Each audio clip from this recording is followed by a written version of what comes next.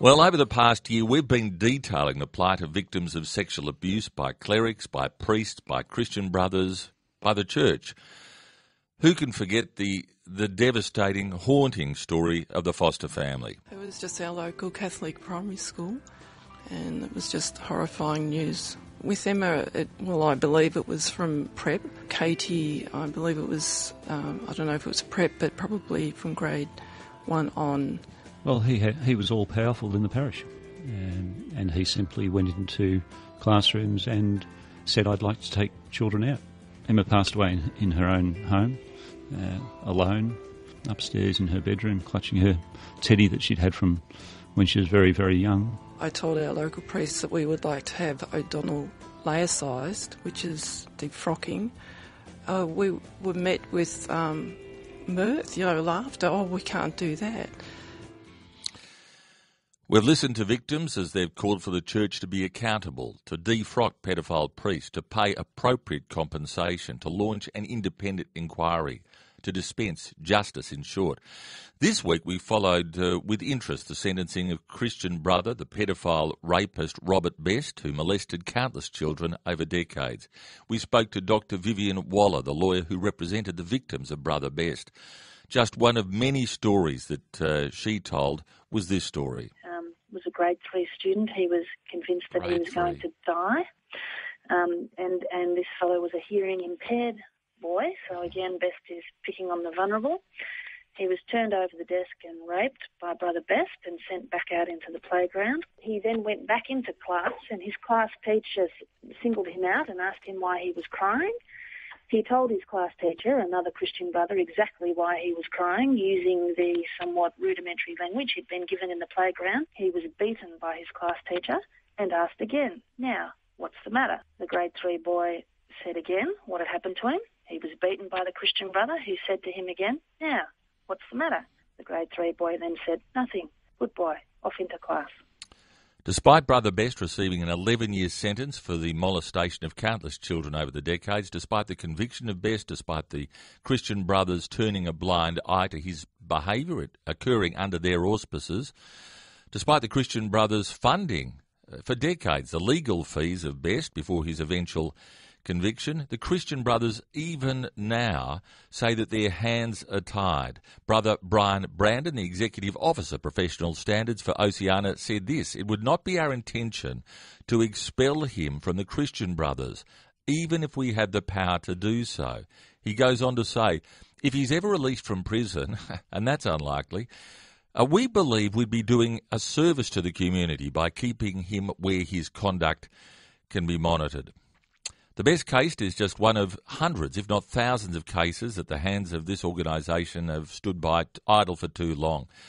Calls for independent inquiry into the handling of sex abuse cases by the church are growing, an independent system of compensation for the defrocking of convicted priests, for transparency, for accountability, in short, for justice. This week, Chrissy and Anthony Foster, the parents of Katie and Emma, who were both abused by their parish priest, along with Anne Barker, the state member for Oakley, and Paul Kennedy, met with the Attorney-General, Robert Clark. Maybe progress is being made. Chrissy and Anthony Foster join me in the studio now. Thanks for your time. Good morning, Steve. Thanks, Steve. A meeting with the Attorney-General. This is a significant step for you, isn't it? Tell us how that came about. It's certainly a significant step.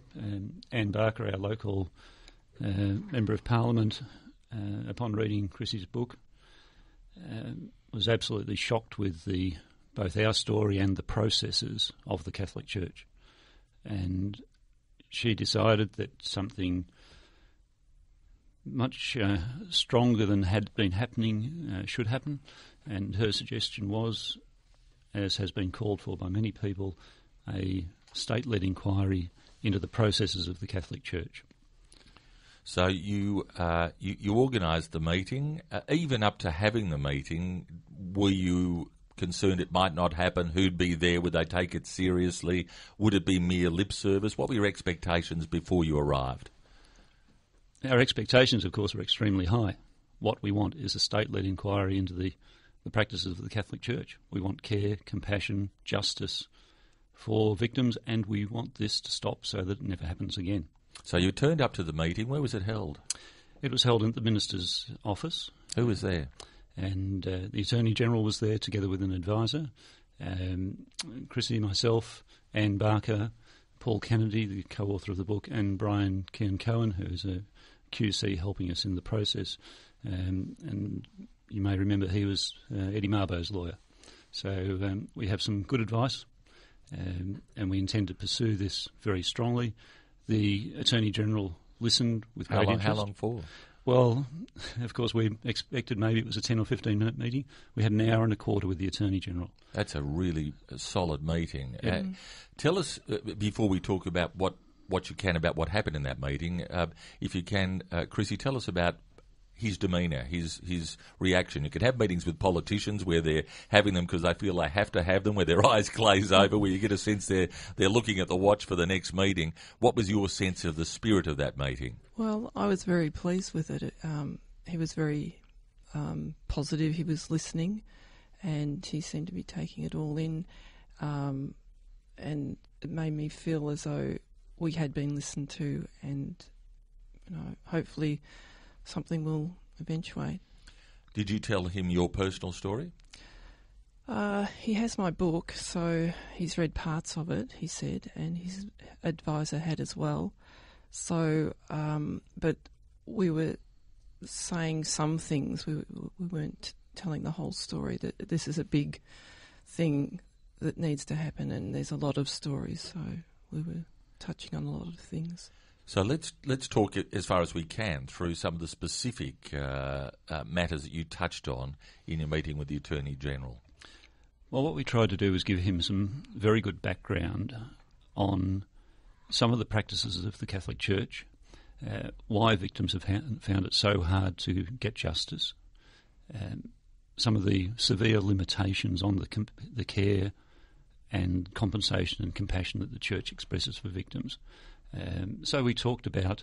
Just give us a top line on those as well to refresh our memories, and for those who aren't familiar with what your particular justified complaints about each of those topics is.